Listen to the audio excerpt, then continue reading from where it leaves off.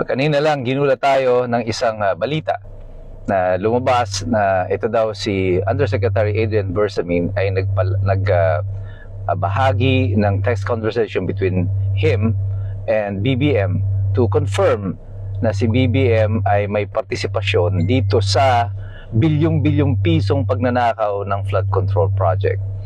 Ano ang implikasyon nito at bakit ito nangyayari sa kasalukuyan? Yan ang pag-uusapan natin ngayon. Naglabas ng statement ang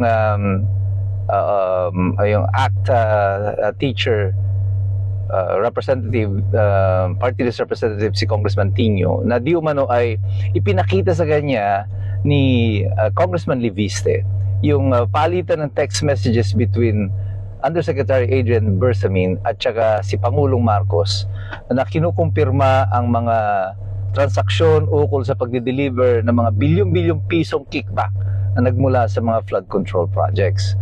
Maraming mga katanungan dito at kagaya ng dati, ang lagi kong sinasabi, ang maganda pong pagmasdan niyo dito ay yung mga hindi nasasabi o hindi mga nababanggit sa mga news details. Number one, ang tanong dyan ng iba, kung totoong hawak ni Congressman Leviste ang affidavit na ito ni Adrian Bersamin na nagsasabi na may partisipasyon nga si BBM, bakit hindi siya ang naglabas nito? Bakit sina Congressman Tino? Bakit yung iba pang mga congressman kagaya ni na Congressman Irice na nagsabi na nakita nga nila yung text messages? Well, I think I know already what Congressman Leviste is doing, pero hindi ko po pwedeng sabihin sa inyo to because it might preempt yung kanyang strategy, yung ginagawa ni Congressman Leviste. But one thing I can assure you right now, this kid, si Congressman Leviste, is a very, very smart man. Matalino itong si Congressman Leviste and he knows exactly what he's doing. And right now, hindi ko pwedeng sabihin sa inyo because it might preempt yung kanyang strategy, but I'm so glad that he's doing it right now and I understand perfectly why he is doing it the way that he is doing it. Bakit ganito ang ginagawa niya. Ang ikalawa na pag-usapan natin yan, siguro kung totoo man na ginawa ito ni Undersecretary Bersamin, bakit niya ginawa ito? Bakit siya magsusumbong kay Congressman Leviste? There are two things that are happening right now and this is exactly what I have been telling you, na ang paggiba ng pader ng administrasyon na ito, yung mga alyansang binuo nila, ay hindi po magaganap overnight. Unti-unti po yang magka-crack and the cracks are showing and then they are getting bigger. Bakit magsasalita si Bersamin kung siya man ay nagsalita? Ang unang dahilan niyan ay wala na siyang tiwala sa administrasyon ni Marcos na sila ay mapoproteksyonan. Sapagkat nakikita nila na patuloy ang kanyang paghina and it appears to them that his fall is inevitable. At pag bumagsak si Marcos, sila ang mga huling matuturo, ang unang mga matuturo rather, na may pananagutan. Kasi itong sinasabi ni Ping Lacson noon na si Bersamin daw, si Adrian Bersamin at saka si Executive Secretary former Justice Bersamin ang mga tumanggap ng kickback. Now it appears na pag bumagsak si Marcos at iyon ang huling statement na susundan yung statement ni Ping Lacson, sila ang mananagot dito.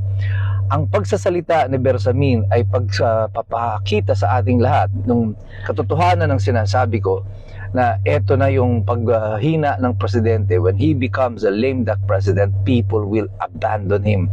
And they are abandoning him already one by one. Isa-isa po nagsisikalas ito kasi alam nila, malinaw na, hindi sila po proteksyonan ni Marcos dahil doon sa ginawa nila Ping Lacson na sila na yung itinuturo. Ikalawang dahilan nito, he is probably afraid for his life. Na natatakot siya na baka may mangyari sa kanya, baka mag-alakabral siya. And imbes na bigla na lamang siya mawala, somebody should know about what he knows. So ibinahagi niya na ito. And so ang ginawa nitong si Bersamin is his assurance that he will probably stay alive or that he will be okay. at magagamit siyang testigo in the future, which I think is also playing it smart. I think natuto na siya dito sa nangyari kay Yusek Cabral, and that's why ang ginamit niya na nilapitan niya ay somebody from the opposition and not from the administration itself. Well, whatever it may be, in the next few days, mas lalo pong lilinaw ito. Because if Adrian Bersamin has already spoken, hindi malayo that former Executive Secretary, former Justice Bersamin, will also speak up.